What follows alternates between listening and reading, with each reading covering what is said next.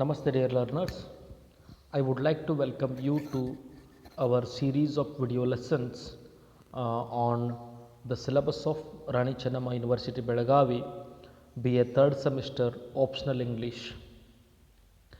In today's video session, we will be discussing a poem called Ode to a Nightingale, which is written by John Keats. And in this particular session, we will discuss about the poet, and we will also discuss about the introductory notes to the poem. John Keats was born in the year 1795 in London and died in 1821, Italy. He was an English romantic lyric poet, and he devoted his short life to the perfection of a poetry marked by vivid imagery, great sensuous appeal, and an attempt to express a philosophy through classical legend. He largely took his themes from legend and classical mythology, and he wrote poems which are full of images, and they appeal to our sense of sensuousness.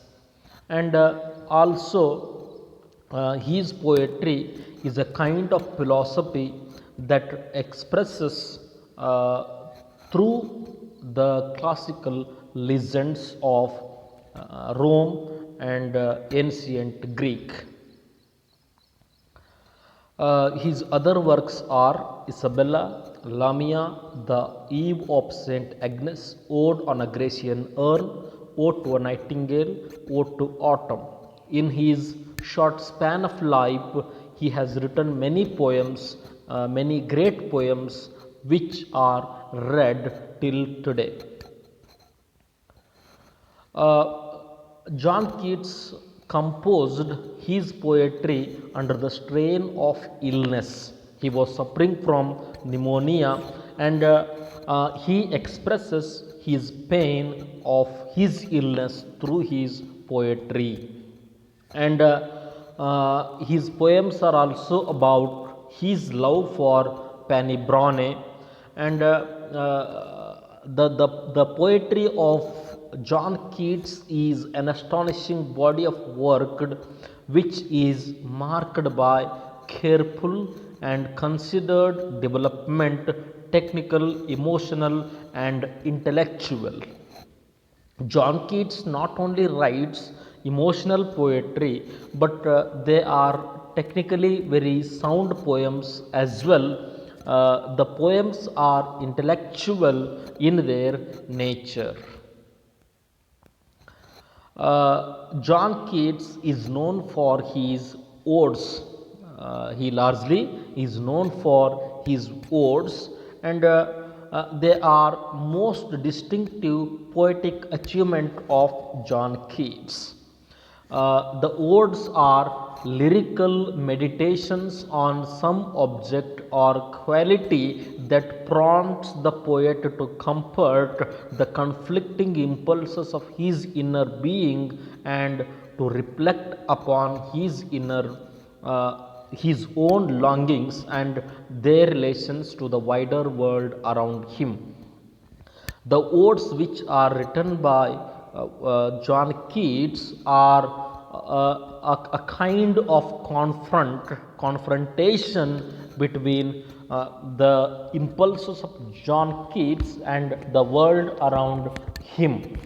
They also express his desires, his longings for love, life, friendship, and relationships. All the words of John Keats were composed between March and June 1819, except to Autumn, which is composed in September. The odes deal with internal debates of the mind of the poet, the center on the dichotomy of eternal transcendent ideals and the transience and change of the physical world. All the words of John Keats deal with the transience of human life on earth, and they also deal with the physical decay. He deals with the themes of mortality and immortality, and he is of the opinion that art is immortal whereas human life is mortal. The subject of John Keats' poetry was forced upon Keats by the painful death of his brother and his own failing health. The themes of John Keats were not spontaneous, but they were being forced on John Keats because he lost his dear ones as well. His health was deteriorating rapidly. This painful life of John Keats made him to write such a poetry which is full of sensuous appeal, full of emotional effects, and full of the themes of mortality and immortality. The odes of John Keats highlight his struggle for self awareness and certainty through the liberating powers of his imagination. He, all the while, he in all his poems deals with the imaginary pigment of himself, and he wants to liberate himself from the strains of the world, from the pains of the world, and from the problems of this mortal world. And he expresses this feeling of him in his poetry. Ode on a Grecian urn. We will discuss some of the important things of this ode. The figures of the lovers depicted on the Greek urn become for him the symbol of an enduring but unconsummated passion that subtly belies the poem's celebrated conclusion. The entire ode on a Grecian urn is a contrast between the mortal and immortal world, and this particular poem, deals with his passion for life. And the concluding line of the poem, beauty is truth, truth beauty, that is all you know on earth and all you need to know, makes us to realize what kind of poet John Keats was. Ode on Melancholy. This poem recognizes that sadness, which is the inevitable concomitant of human passion and happiness, and that the transience of joy and desire is an inevitable aspect of the natural process. In this particular ode, John Keats deals with the inevitability of natural process on human beings. The rich, slow movement of this ode and the other words suggests an enjoyment of such intensity and depth that it makes the moment eternal. In this particular ode, he wants to yet make time eternal, and he deals with the theme of time, and he deals with the theme of happiness, joyness, and the transience of human life. Ode to Nightingale is a long-standing literary association, but Keats' famous ode was inspired by a real-life nightingale as much as by previous poetry. There are many poets who have written poems on nightingale, but this particular ode by John Keats on nightingale is completely different from the previous poetry which was written on nightingale, on the bird nightingale. John Keats uses the bird to position poetic imagination between the mortal and the immortal.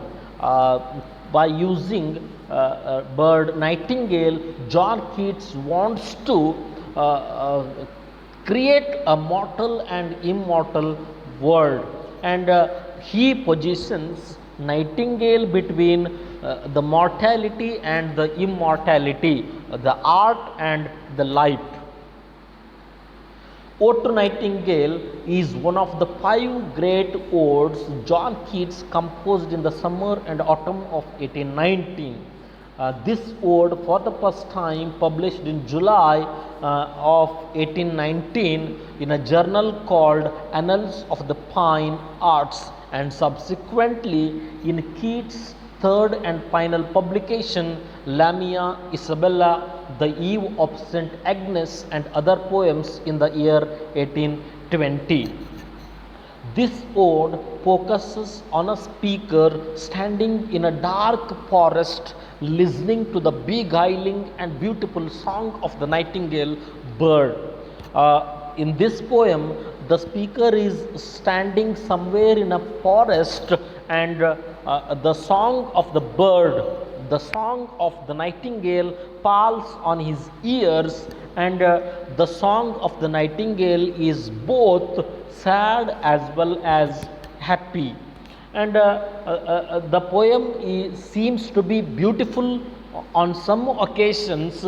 At the same time, the poem feels to be sad tone of a lost lover on some occasions. The poem provokes a deep and meandering meditation by the speaker on time, death, beauty, nature, and human suffering. The poem seems to be a meditation by the speaker on the themes of time. According to John Keats, time fleets very fast, and human beings do not get enough time on earth to express their feelings. And death, the inevitable aspect of human life, is also discussed in the present poem. And he also discusses about the concept of beauty, nature, and human suffering in this poem. At times, the speaker finds comfort in the nightingale's song. On some occasions, the speaker finds consolement, comfortness in the song of the nightingale, and at one point even believes that poetry will bring the speaker metaphorically closer to the nightingale. The speaker or the poet believes that because he is a poet, he is very near to the bird, very near to the nature. By the end of the poem, however, the speaker seems to be an isolated figure. The nightingale flies away, and the speaker, unsure of whether the whole experience has been a vision or a waking dream. In the beginning of the poem, the poet thinks that I am very near to the bird, but as the poem progresses, the song of the bird goes on deteriorating, and the poet at the end of the poem no longer is able to listen to the song of the bird, and he is in mental conflict whether it was a vision or a waking dream. We are not sure, even the poet is also not sure whether it was a vision or a dream. Thank you very much. In our next video session, we will discuss the poem Ode to a Nightingale in detail.